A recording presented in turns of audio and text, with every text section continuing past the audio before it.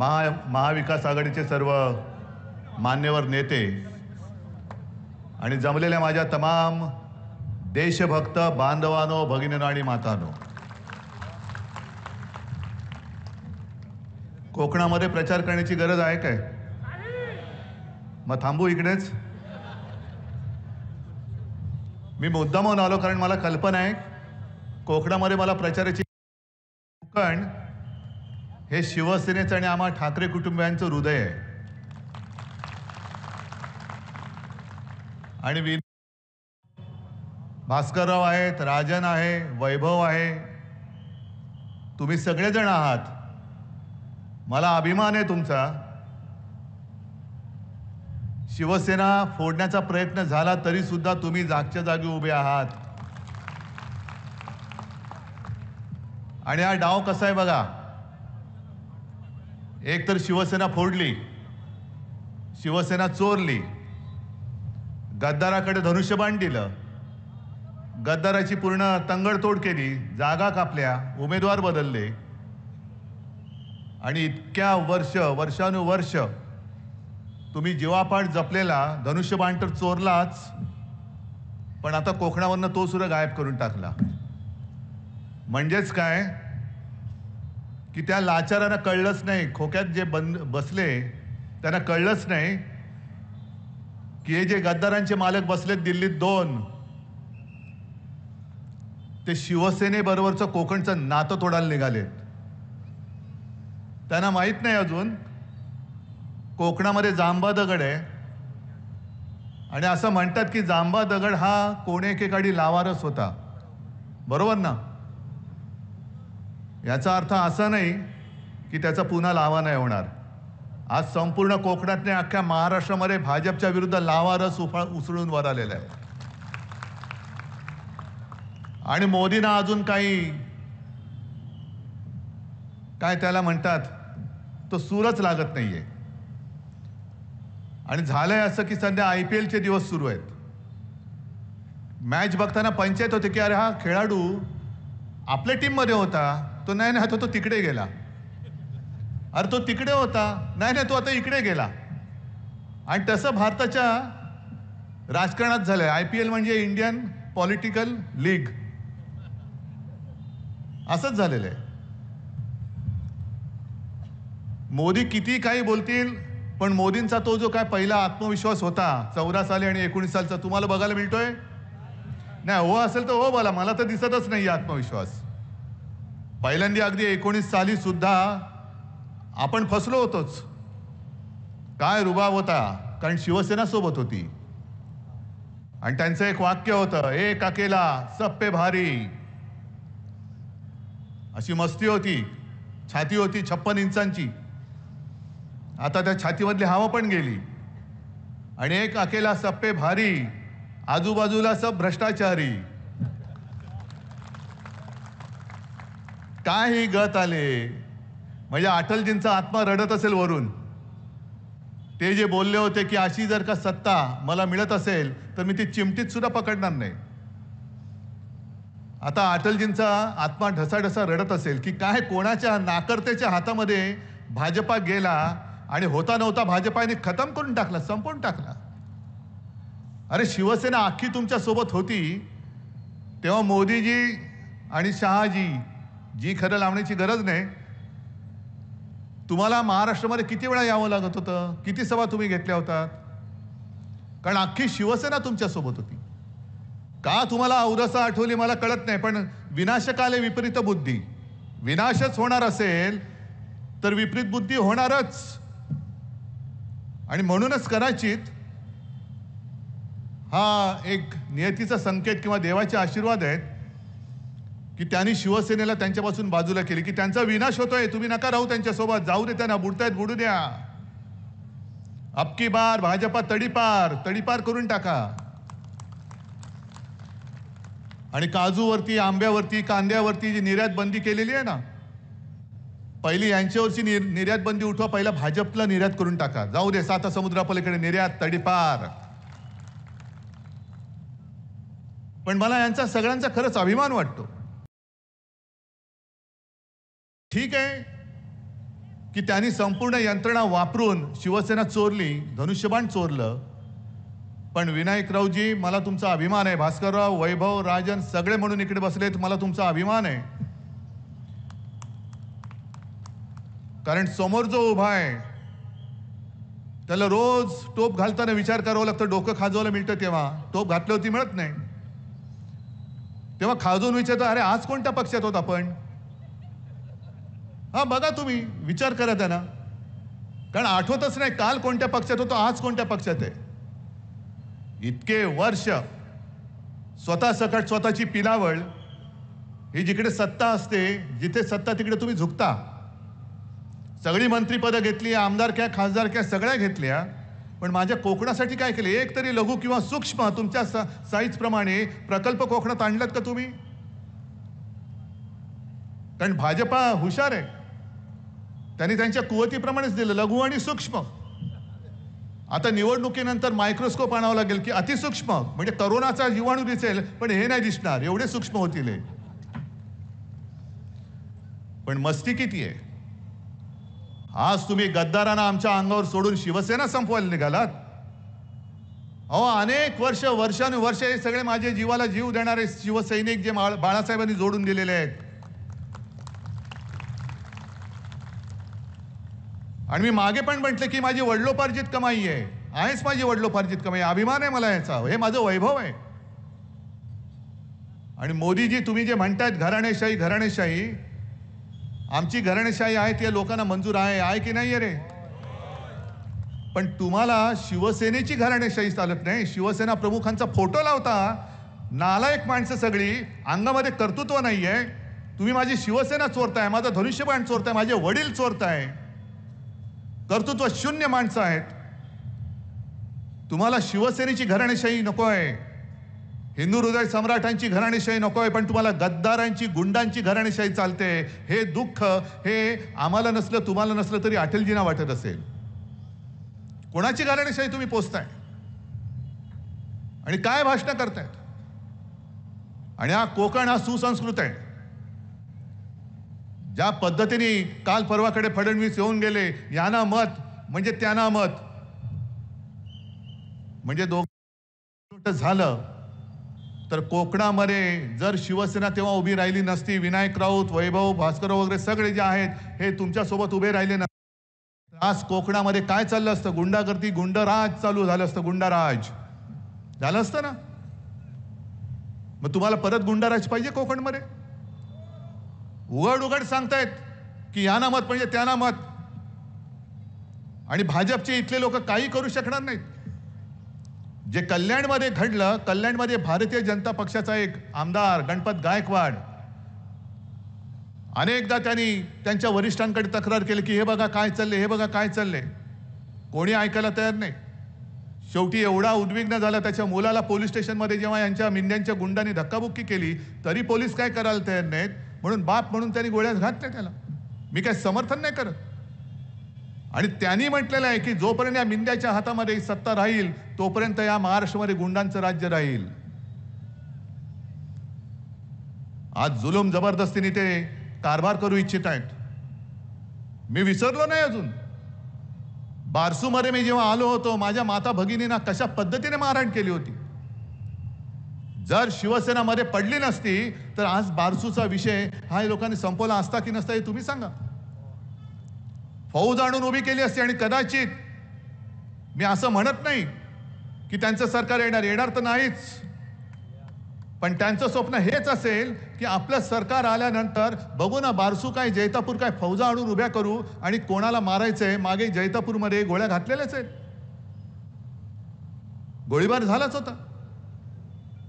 मग त्याच पद्धतीने यांना जर कोकण स्वतःच्या विळख्यात घ्यायचं असेल तर बारसूची रिफायनरी ही तुमचा विरोध डावलून सुद्धा ते उभं करू शकतील. आणि मी तुम्हाला वचन देतोय, आपलं इंडिया आघाडीचं सरकार येणार म्हणजे येणार, आणणार म्हणजे आणणारच. आणि मग बारसू असेल, जैतापूर असेल, कोणताही विनाशकारी प्रकल्प मी कोकणात येऊ देणार नाही. नुसता जमिनीवरनं नाही तर तिथल्या सरकारच्या कागदावरून सुद्धा तो मी पिसून टाकेन, हे माझं तुम्हाला वचन देतोय मी तुम्हाला.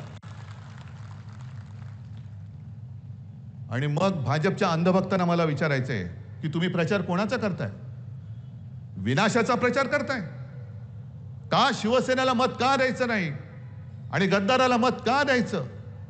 आम्ही विकासाच्या गोष्टी करतो, तुम्ही विनाशाच्या गोष्टी करता आहात.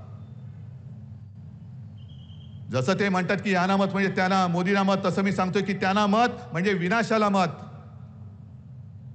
मग एका बाजूला विनाश आहे आणि दुसऱ्या बाजूला विघ्नहर्ता विनायक आहे. तुम्हाला काय निवडायचं तुम्ही निवडा. हे किती काळ सहन करणार? काजूवरती निर्यात बंदी, आंब्यावरती ही बंदी, त्याच्यावरती ती बंदी. आणि यांचा जो महाराष्ट्राबद्दलचा जो आकस आहे, हा आकस आता एवढ्या टोकाला पोचलेला आहे की तुम्ही जे गाणं ऐकलं ना मग अशी मशाल गीत, आहे तिकडे मोठ्या प्रमाणावरती मुस्लिम बांधव आले. तुम्हाला काय खटकतंय काय रे त्याच्यात? मी मुस्लिम बांधवांना आणि माता भगिनींना विचारतो, तुम्हाला काय खटकतंय त्या गाण्यात? आहे आमचा जय भवानी जय शिवाजी आहे, काय खटकते तुम्हाला? जय भवानी जय शिवाजी कोणी नेतं, कारण दोन्ही आपली दैवत आहेत. जसं मोदीजी प्रत्येक सभेत जात आहेत, शहा जात आहेत आणि जय श्रीराम बोलतायत. अरे आम्ही पण जय श्रीराम बोलतो ना. आम्ही काय असे काय हे नाही होत, रामाचे काय विरोधक नाही होत. आम्ही जय श्रीराम म्हणतो, आम्ही बजरंगबली की जय म्हणतो. पण आमच्या महाराष्ट्राच्या नसा नसामध्ये जे जय भवानी आणि जय शिवाजी आहे, ते तुम्ही उपरे दोघं जण येऊन आमच्या महाराष्ट्राच्या रगारगातलं जय शिवाजी आणि जय भवानीचं प्रेम तुम्ही काढू शकताय, काढू इच्छिताय? तुमचा महाराष्ट्राबद्दलचा आकस, तुमचा उद्धव ठाकरे बद्दलचा संताप, ठीक आहे, मैदानात उतरा. उद्धव ठाकरेला संपवायचंय ना. उद्धव ठाकरे मैदानात उतरलाय, तुम्ही मैदानात आहे आणि लढून दाखवा उद्धव ठाकरेशी. होऊन जाऊ दे समोर समोर. पण सोबत तुमचे सगळे जे घरगडी आहेत, ईडी, इन्कम टॅक्स, सीबीआय, ते उद्या आमच्याकडे असणार आहेत, आमच्या अंडर असणार आहेत. आज तुम्ही ज्या पद्धतीने त्यांचा दुरुपयोग करतात, त्या अधिकाऱ्यांना सुद्धा सांगतोय, उद्या आमच्याकडे आल्यानंतर तुमच्या नांग्या ठेचल्याशिवाय आम्ही राहणार नाही. ज्या पद्धतीने तुम्ही राजन साळवीच्या घरात घुसलात, उद्या आमचं सरकार आल्यानंतर तुमच्या घरात घुसल्याशिवाय राहणार नाही. राजनच्या घरामध्ये घुसलात. मी मागच्या सभेत सुद्धा बोललो होतो, सगळ्याची किंमत किती, ह्याची किंमत किती, टेबलची किंमत किती, खुर्चीची किती, शिवाजी महाराजांच्या पुतळ्याची किंमत कोण ठरवणार? मोदींचा घरगडी. अहो, ज्यांना महाराजांची किंमत नाही कळत, तो आमच्या देशावरती राज्य करतो, आमचं दुर्दैव आहे. महाराजांचा पुतळा म्हणजे नुसतं काहीतरी चिखलातून बनवलेलं काही मूर्ती नाहीये, ते दैवत आहे. त्याची तुम्ही किंमत लावताय. हिंदू हृदय सम्राट शिवसेना प्रमुख बाळासाहेब ठाकरे, जर जे ते त्यावेळेला मोदीजी तुमच्या मागे उभे राहिले नसते, तर अटल बिहारीजींनी तुम्हाला केराच्या टोपलीत तेव्हाच टाकलं असतं. त्यांच्या खुर्चीची किंमत. म्हणून मी राजनला तेव्हा विचारलं होतं की राजन, सगळ्याची किंमत त्यांनी काढली, मग शौचालयात गेले होते की नाही कमोडची किंमत बघायला? कारण नंतर आपली सत्ता आल्यानंतर त्यांना त्याचा उपयोग करावा लागणार आहे. वेडवाकडं कसंही तुम्ही वागता आहात, काय वाटेल ते करता आहात. आणि तो जो काय त्यांचा नारा होता 400 पार, आता गप्प बसले, कारण काहीच चालत नाहीये. 400 पार कशासाठी? तर आपली घटना बदलण्यासाठी. आणि मी नाही बोलत, त्यांचेच माजी मंत्री, त्यांचेच उमेदवार, त्यांचेच खासदार बोलताना त्या सुद्धा क्लिप आलेल्या आहेत. मग घटना बदलण्याची अवदसा तुम्हाला का आठवली? म्हणजेच काय की महाराष्ट्राबद्दलचा जो आकस आहे, एक तर महाराष्ट्रामधले महाराष्ट्राच्या हक्काचे उद्योग धंदे तुम्ही गुजरातला घेऊन जातात. तुम्ही महाराष्ट्राच्या हक्कासाठी लढणाऱ्या शिवसेनेला खतम करू इच्छित आहात. तुम्ही महाराष्ट्राचं दैवत असलेल्या जय भवानी जय शिवाजी या शब्दावरती आक्षेप घेत आहात. आणि मी जाहीर आरोप करतोय, महाराष्ट्राच्या सुपुत्रांनी डॉक्टर बाबासाहेब आंबेडकरांनी केवळ त्यांनी लिहिली म्हणून तुम्ही घटना सुद्धा बदलायला निघाला आहात.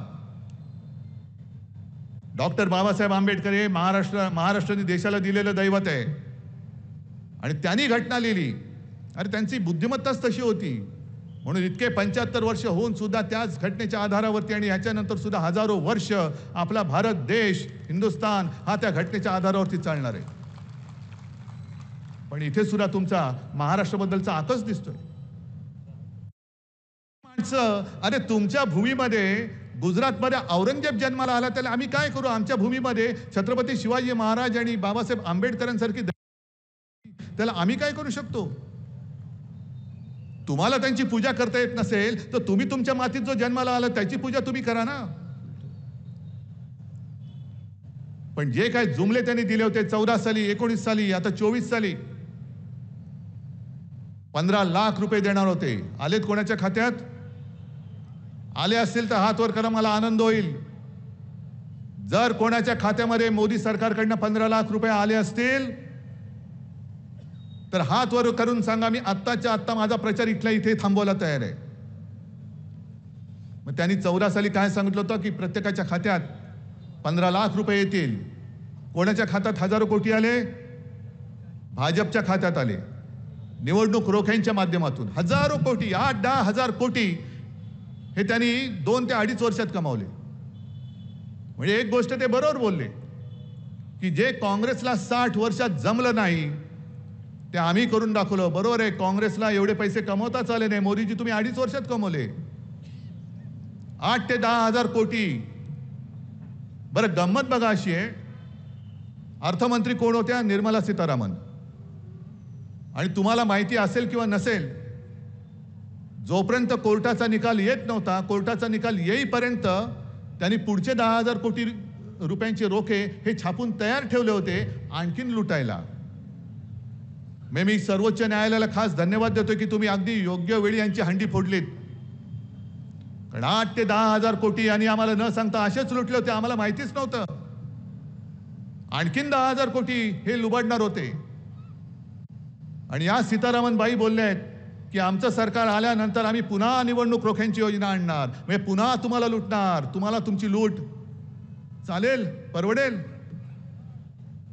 बरं, गंमत मी एवढ्यासाठी म्हटलं की ज्या सीतारामन बाई बोलले की हे आम्ही पुन्हा ही रोखे आणणार, रोख्यांची योजना आणणार, त्यांचेच पती परकला प्रभाकर त्यांनी तर त्यांच्यावरती जो मोठा आघात केलेला आहे, त्यांनी सांगितलं की हा जगातला सगळ्यात मोठा घोटाळा आहे आणि त्याचं नाव त्यांनी मोदी गेट असं दिलेलं आहे. मोदी गेट. मोदींवरती थेट आरोप त्यांनी केलेला आहे. आम्हाला संपवायला निघालात ना? का आम्ही तुमची पालखी वाहत नाही म्हणून तुम्ही आम्हाला संपवायला निघालात? मग तुमच्याच मंत्रिमंडळातल्या ज्या मंत्रीबाई होत्या त्यांचे यजमान तुमच्या तोंडावरती बोलताय की तुम्ही घोटाळा केलाय, तुम्ही घोटाळेबाज आहात, का त्यानं उत्तर देत नाही?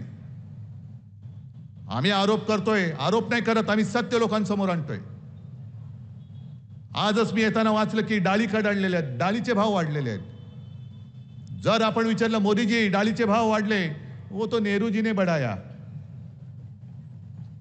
नेहरू जाऊन किती वर्ष झाली? बरं, नेहरू किती वर्ष पंतप्रधान होते? 16 वर्ष. भाजपा किती वर्ष आहे? अटल बिहारी वाजपेयी होते, त्यांची काळा सगळी वर्ष, यांची 10 वर्ष. म्हणजे 16 पेक्षा जास्त वर्ष हे भाजपाचं सरकार तिकडे आहे. मग नेहरूंनी 16 वर्षात काय केलं असेल ते पुसून टाकून तुम्ही 16 वर्ष काय केलं, तुम्ही 10 वर्ष काय केलं, हे तुम्ही का नाही सांगत? म्हणजे सांगायचं काय की 60 वर्षात काही नाही केलं. बरं, नसेल काही केलं, मग त्यांना जर का विचारलं पुढे काय नाही, आत्ता सुरुवात झाले, 10 वर्ष आम्ही नुसतं काय आमचं हे करत होतो, आता पुढे बघा 2047 साली तुम्हाला काय देतोय. 2047 साल कोण बघणार आहे? आता जे प्रचार करतात त्यांचे सगळे ते तरी बघणार आहेत 2047? आणि तुम्हाला काय वाटतं ही जनता सगळी काय दूधखोडी आहे, बुडी आहे? 14 साली सांगितलं होतं की 19 पर्यंत मी करेन. अहो, कशाला नोटबंदी केली होती तुमच्या लक्षात तरी आहे आता? नोटबंदी केल्यानंतर रडून काय बोलले होते? मुझे सिर्फ कितने दिन दो, 100 दिन दो. त्या तारखेपासून तुम्ही 1 एप्रिल पर्यंत जर का दिवस मोजले तर जवळपास 2700 पेक्षा जास्त दिवस झाले. मोदीजी, नोटबंदी नंतर तुम्ही जे काय करणार होतात, अगर मैंने कुछ किया नहीं तो आप जो बोलेंगे, जहां बोलेंगे, जो सजा देंगे मुझे मंजूर है. आता संपूर्ण जनता तुम्हाला हीच सजा देणार आहे की अबकी बार तडीपार. आता जा तुम्ही. आणि म्हणून सगळीकडे ते फिरतायत, बाकी काहीच केलं नाही. राम मंदिर केलं, जिथे जात आहेत तिकडे राम राम राम राम करतायत. मला विचारलं काही पत्रकारांनी की तुमच्यावरती जय भवानी बोलायला बंदी घातली, पण ते तर म्हणतात की रामाचा प्रचार करतायत. म्हटलं ते प्रचार नाही करत. मराठीमध्ये एक ते मागे पिक्चर आलं होतं, त्याच्यामधलं एक गाणं आहे, आम्ही जातो आमच्या गावा आमचा राम राम घ्यावा. असं सगळीकडे फिरतायत, राम राम राम राम, चाललो बरं राम राम. असं मोदी आणि शहा फिरतायत म्हणून तर महाराष्ट्रात एवढ्या वेळा येत आहेत. मुंबई गोव्याचा जो रस्ता झाला का पूर्ण? कधी होणार? 3000 सालापर्यंत तुम्हाला देतो बघा, तोपर्यंत तुम्ही मला मत द्या. 3000 साली असं काही गुळगुळीत करेन की तुम्ही नुसतं मुंबईत नुसतं उभे राहिलं तरी ऑटोमॅटिक सरकून कोकणात याल. आणि कोकणात थेट चंद्रावती पूल बांधून देतो तुम्हाला, पण ते 3025 साली. आणि इकडेच आपण फसतो. आता अशी ते जे काय आगडबंब वचनं आणि आश्वासनं देत आहेत, जसं मी तुम्हाला सांगितलं मी चंद्रावती पूल बांधून देतो. चला मला सगळ्यांना विचारायचं आहे, कोणाची तयारी चंद्रावती पूल बांधून द्यायची? काँग्रेस राष्ट्रवादीची पण लोक आहेत. देत आहे का? हा, मी देतो. मग तुम्ही विचार काय करता? अरे माहिती आहे हा पूल होणार नाहीये, ही लोक पण नाही बोलतायत, पण मग मत देऊन बघायला काय हरकत आहे? केला तर हे असंच चाललंय.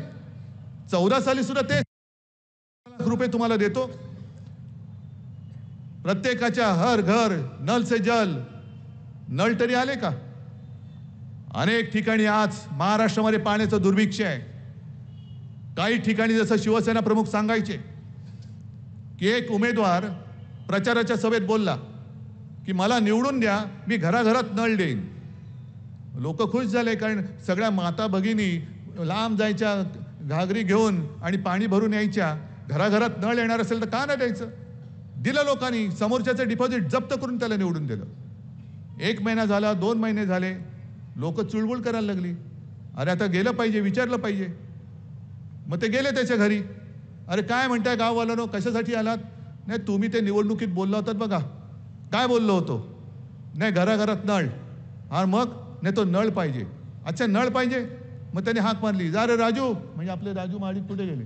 जा बॉक्स, जा जरा घेऊन ये. मग राजू महाडिक घेऊन आले बॉक्स. मग हे बुवा बसले होते तिकडे, घ्या प्रत्येकाच्या हातात 1-1 तोटी दिली नळाची. चलो हे काय, मी काय बोललो होतो? घराघरात नळ. मी पाणी नव्हतं बोललो, नळ बोललो होतो. घ्या नळ घ्या आणि बसा फिरव्यात चाव्या. हे असे सगळे थापा मारणारी लोक. आणि ही नुसती थापाड्यांची फौज नाहीये, ही गद्दारांची फौज नाहीये, ही दहशतवाद्यांची टोळी आहे. जी ईडी, इन्कम टॅक्स, सीबीआयच्या माध्यमातून यांचा दहशतवाद सगळीकडे चाललेला आहे. अगदी जीएसटीच्या वेळेला सुद्धा टॅक्स टेररिझम, कर दहशतवाद. म्हणजे मेहनत करतायत त्यांना असं काही पिळायचं की जरा कुठे काही चूक झाली सरळ उचलायचं आणि तुरुंगात टाकून द्यायचं. हे इंडिया आघाडीचं सरकार आल्यानंतर आम्ही जीएसटी मध्ये सुद्धा बदल करणार, करून दाखवणार. आणि विनायकजी तुम्ही जे बोललात ना, तुम्हाला मुंबई, नवी मुंबईमध्ये कशासाठी काय, काजूसाठी पाहिजे, आंब्यासाठी पाहिजे. दुर्दैव आपलं की मी मुख्यमंत्री असताना एक कोरोनाचं संकट आलं, त्याच्यामध्ये 2 वादळं आली, संपूर्णपणे मी त्याच्यामध्ये अडकून राहिलो. पण त्याच्यात अडकलो नसतो तर आज तुमच्या या मागण्या राहिल्या नसत्या. ते स्वप्न सत्यामध्ये मी तुम्हाला आणून दाखवलं असतं. आणि तुम्हाला सगळ्यांना माहिती आहे, जे मी बोलतो ते मी करून दाखवतो. अगदी महाराष्ट्रामध्ये कुठेही गेला तर मी जाहीर सभेत विचारतो की 2 लाखापर्यंतची पीक कर्जाची माफी नाही, मुक्ती, ही जी मी केली होती तुम्हाला मिळाली होती की नव्हती? सगळे सांगतात मिळाली. नियमित कर्ज परतफेड करणाऱ्यांसाठी 50,000 रुपये आम्ही द्यायला सुरुवात केली होती. यांनी गद्दारी करून सरकार पाडलं आणि ती खोडून टाकली. आता तुम्हाला मी विचारतो, किनारपट्टीवरती जेव्हा 2 वादळं धडकली होती तेव्हा जी काय आपत्कालीन मदत केली होती ती तुम्हाला मिळाली होती की नव्हती? हे मला तुम्ही सांगा. होती की नव्हती? अगदी चिपळूणमध्ये सुद्धा मी आलो होतो, अगदी किनाऱ्यावरती सुद्धा गेलो होतो. याचा अर्थ असा की जे होणार नाही, चंद्रावरती पूल करेन, घराघरामध्ये आणखीन काहीतरी करेन, असं वेडवाकडे मी बोलत नाही. जे होण्यासारखं असेल तेच बोलतो आणि जे बोलतो ते मी करून दाखवतो. आणि म्हणून तुमच्यासमोर 2 पर्याय आहेत. एक 10 वर्षाच्या थापा, ही मोदी गॅरंटी, आणि दुसऱ्या बाजूला मी माझं वचन, जे मी वचननाम्यात दिलं ते मी करून दाखवणार. तुमची निवड तुमच्याकडे. उद्धव ठाकरेचं वचन तुम्हाला महत्वाचं आहे का मोदीची गॅरंटी? हे महाराष्ट्राने उत्तर द्यायचंय. आणि यांची गॅरंटी तुम्हाला माहिती आहे. यांची गॅरंटी म्हणजे अशी, मगाशी जे मी बोललो ना, एक अकेला सब पे भारी, आजूबाजूला भ्रष्टाचारी, सगळे भ्रष्टाचाऱ्यांची फौज घेऊन हे आपल्यावरती चाल करून येत आहेत. अख्खा कोकण जणू काही यांनी विकायलाच काढलेला आहे. नाणारच्या बाबतीमध्ये जे झालं, जैतापूरला झालं, बारसूमध्ये, आपल्याला कळण्याच्या आत परप्रांतीयांनी इकडे येऊन जमिनी केव्हा बळकवल्या तुम्हाला कळलं सुद्धा नाही, आम्हाला सुद्धा कळलं नाही. आणि पुढचा जो धोका आहे तो हा किनारपट्टीचा विकास ते सिडकोकडे देत आहेत. सिडको म्हणजे यांचे सगळे कॉन्ट्रॅक्टर, बगल बच्चे, सूटबूट की सरकार. आणि हा निसर्ग सौंदर्य, निसर्गाच्या वैभवाने नटलेला हा माझा कोकण कॉन्ट्रॅक्टरच्या खिशात देणार आपण? हे सगळे कॉन्ट्रॅक्टरचे बगल बच्चे आहेत. आणि म्हणून यांच्याकडे जे चाललेलं आहे की ज्याचा जेवढा भ्रष्टाचार मोठा, मग त्याला केंद्रात मंत्रिपद देणार, त्याला इकडे मंत्रिपद देणार. 70,000 कोटीचा घोटाळा असेल तर उपमुख्यमंत्री करणार, त्याच्यावर आणखीन मोठा घोटाळा असेल तर मुख्यमंत्री करणार. या सगळ्या गोष्टी आता झाल्या, तेवढं खूप झाल्या. अहो, तुम्ही तुमच्या आयुष्यातली 10 वर्ष यांच्या थापांमध्ये वाया घालवली, आम्ही सुद्धा वाया घालवली. गेल्या वेळेला माझी चूक झाली, मीच मोदींना पंतप्रधान करायला सांगायला आलो होतो आणि तुम्ही माझं ऐकलत. आणि आता नेमकं मी उलटं सांगतोय आणि तळमळीने सांगतोय. एका गोष्टीबद्दल मला समाधान आहे की कोरोना काळामध्ये संपूर्ण देशात नंबर 1चा मुख्यमंत्री म्हणून माझं नाव आलं होतं.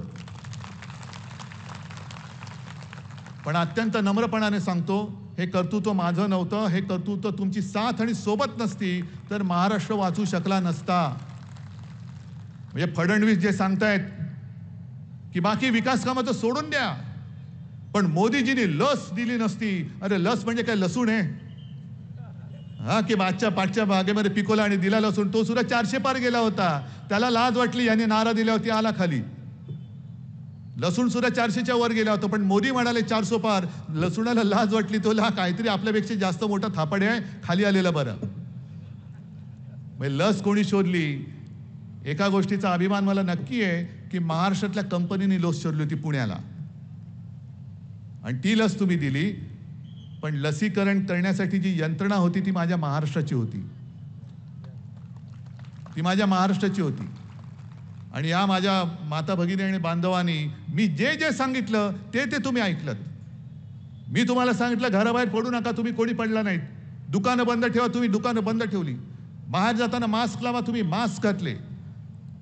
आणि म्हणून तुम्ही मला जे काही कुटुंब प्रमुख मानता त्या नात्याने मी तुम्हाला सांगतोय, तळमळीने सांगतोय की या वेळेला जसं कोरोनाचं संकट तेव्हा होतं आणि मी सांगत होतो की कोरोना आहे, त्या कोरोनापासून 2 हात लांब राहा, तसा त्याही पेक्षा मोठा भयानक धोका हा भाजपाच्या हुकुमशाहीचा आहे. या हुकुमशाहीपासून 2 हात लांब राहा,